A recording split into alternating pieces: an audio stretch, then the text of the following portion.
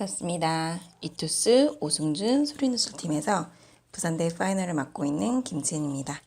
오늘은 부산대 논술 전형에 대해서 알아보도록 하겠습니다. 반갑습니다. 이투스 오승준 소리누설팀에서 부산대 파이널을 맡고 있는 김지은입니다. 오늘은 부산대 논술 전형에 대해서 알아보도록 하겠습니다.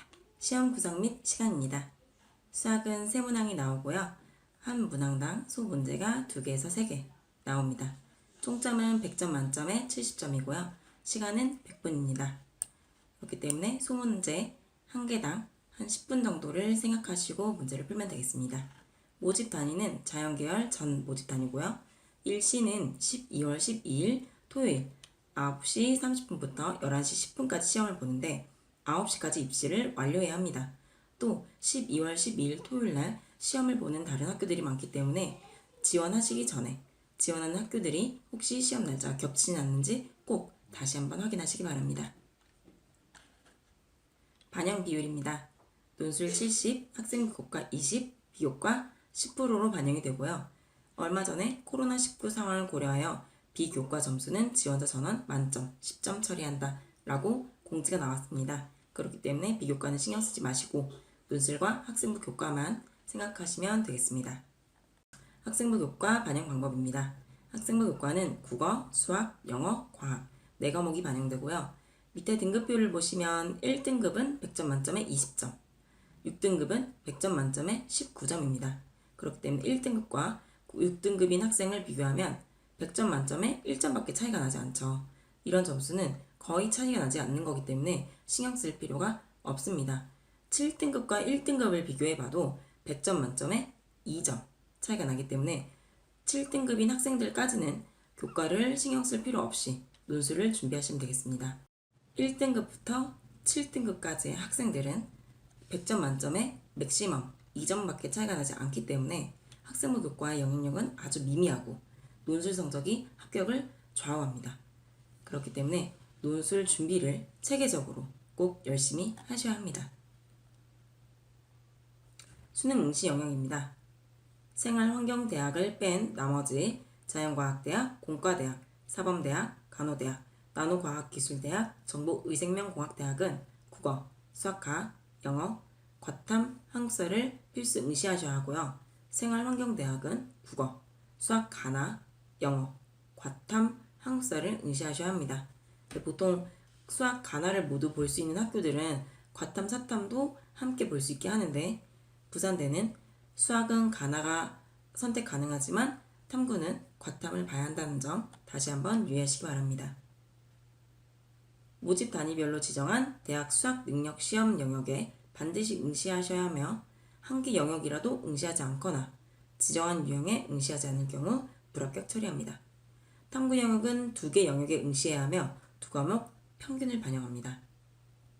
수능 최저 학력 기준입니다. 생활환경대학을 뺀 나머지 대학은 국어, 수학과, 영어, 과탐 2과목 평균 중에서 2합 5를 맞추셔야 하고요. 단 수학과는 무조건 포함되어야 합니다. 한국사는 4 이내입니다. 생활환경대학은 국어, 수학 하나, 영어, 과탐 2개 평균 중에서 2개 등급 합이 2합 6을 맞추시면 됩니다. 한국사는 똑같이 4등급 이내입니다. 출제 범위는 수능 수학 가, 나형 범위에 따라 출제되고 기한은 올해는 출제되지 않습니다. 유의사항입니다. 답안지 작성은 연필 또는 샤프를 사용해야 하고 지우개는 사용 가능합니다. 답안 연습은 연습지를 활용하고요. 시험 시간 종료 시까지 퇴실은 불가합니다. 답안지에 주어진 문제 번호에 맞춰서 답안을 작성하셔야 합니다. 답안지 작성 범위를 벗어난 부분은 채점 대상에서 제외되므로 꼭 정해진 답안지 작성 범위에서 작성을 하셔야 합니다. 정해진 답안지 매수 내에서만 작성이 가능합니다. 유의사항을 꼭 논술고사 전에 다시 한번 학교 홈페이지에서 확인하시고요. 또 논술고사 당일날 시험지나 답안지 위쪽에 유의사항이 적혀있기 때문에 크로스 체크를 꼭 하셔야 합니다. 특징 및 출제 경향입니다. 제시문에서 풀이에 필요한 핵심 개념을 제시하는 경우가 많습니다. 따라서 제시문을 통해 문제의 의도를 정확하게 파악해서 풀어야 합니다. 두 번째는 앞의 소문항을 이용하여 구조 추론하는 문제가 자주 등장합니다. 앞에 소문난 결과를 활용하거나 풀이를 일반화하여 적용하는 구조가 주로 보이므로 꼭 이러한 문제를 잘 숙지하고 있어야 하겠습니다. 확통 문제의 경우에는 사건의 정확한 분석을 요구하는 경우가 많습니다. 예를 들어 추론하기, 분류하게 분석하기 이런 방법들을 완벽하게 숙지하도록 합시다. 이건 부산대학교의 답안지 양식입니다. 보시면 앞면은 문항 1번 그리고 반드시 해당 문항과 일치하여야 한다 라고 써있고요. 뒤쪽은 문항 2번 이것 당연히 반드시 해당 문항과 일치하게 문제를 풀어야만 합니다. 앞서 말씀드렸듯이 부산대학교는 12월 12일 토요일 수능 직후에 바로 논술을 봅니다. 따라서 논술을 준비할 시간이 많지가 않습니다. 학생 여러분들은 미리미리 체계적으로 논술을 준비하시고 또 부산대 기출을 꼭 풀어서 부산대의 문제 유형을 정확히 분석한 후에 논술고사에 임하시기 바랍니다. 노력한 만큼 좋은 결과 있기를 바라겠습니다. 감사합니다.